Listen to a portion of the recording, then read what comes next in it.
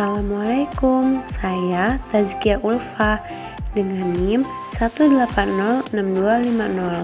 Di video ini saya akan membahas mengenai penggunaan energi listrik berlebih yang berdampak akan berkurangnya sumber daya alam. Lalu, apa sih itu energi? Menurut Alif Al-Fatah dan Muji Lestari, energi merupakan suatu yang dibutuhkan oleh benda agar benda dapat melakukan suatu usaha. Sedangkan menurut Campbell, Rees, dan Michel, energi merupakan suatu kemampuan untuk mengatur ulang materi, atau singkatnya, energi sebagai kapasitas agar terjadinya suatu pekerjaan. Yang terakhir, pengertian energi menurut Sumantoro. Energi adalah suatu kemampuan untuk melakukan pekerjaan, yakni untuk memindahkan atau mendorong suatu objek. Maka dapat disimpulkan, energi merupakan suatu kemampuan untuk melakukan kerja atau usaha seperti melakukan suatu dorongan dan gerakan pada suatu benda.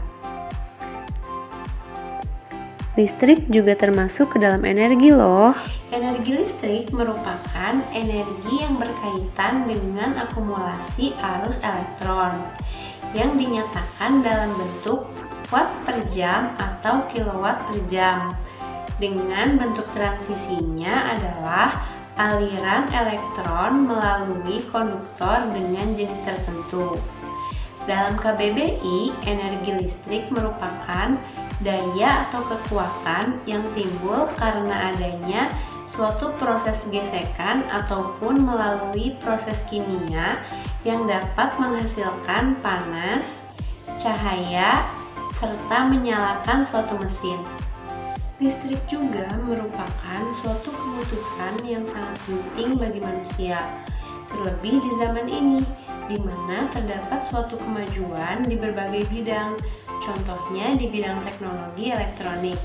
Sadar tidak sadar, segala sesuatu yang berkaitan dengan teknologi elektronik membutuhkan listrik, seperti penerangan lampu, menyalakan televisi, radio, memasak, dan lain sebagainya. Sumber utama energi listrik yang digunakan adalah minyak bumi dan batu bara. Selain itu, ada juga energi air, energi angin, energi panas, dan cahaya matahari. Sumber energi listrik ini juga dapat dibedakan menjadi dua. Yang pertama adalah sumber energi listrik yang tidak dapat dibarukan atau fosil. Contohnya ada minyak bumi.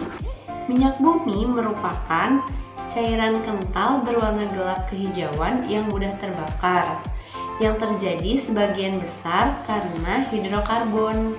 Minyak bumi berasal dari sisa-sisa binatang kecil dan tumbuhan yang hidup di laut pada jutaan tahun lalu.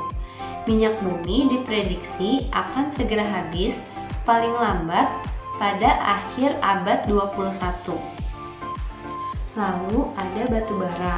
Batu bara merupakan batuan sedimen yang berasal dari material organik yang mengandung karbon, hidrogen, dan oksigen.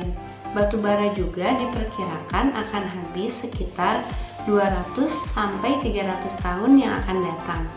Yang kedua, sumber energi listrik yang dapat dibarukan.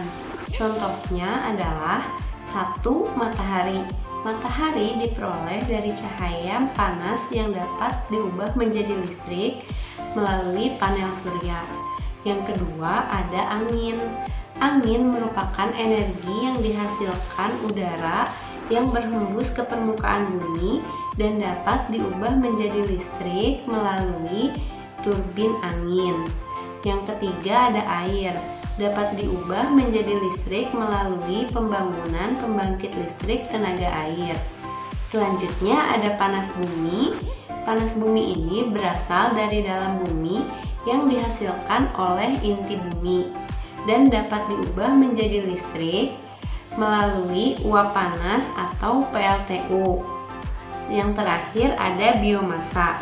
Biomasa ini merupakan sumber energi yang dapat diperbarui karena berasal dari tumbuhan dan dapat diubah menjadi listrik melalui pembakaran biomasa dan menghasilkan gas metana atau etanol. Lalu, dampak penggunaan energi listrik yang berlebih. Yang pertama ada pemanasan global. Pemanasan global terjadi karena pemakaian energi fosil yang berlebih sehingga menyebabkan terjadinya proses peningkatan suhu rata-rata atmosfer, laut, dan daratan di bumi. Selanjutnya, dampak penggunaan listrik yang berlebih adalah pemadaman listrik secara bergilir. Pemadaman bergilir ini terjadi karena meningkatnya jumlah kebutuhan listrik masyarakat, sedangkan ketersediaan pembangkit listrik belum mencukupi kebutuhan tersebut. Yang ketiga, dampak penggunaan energi listrik yang berlebih adalah berkurangnya sumber daya alam yang tidak dapat diperbarui, atau sumber daya alam ini akan habis secara cepat.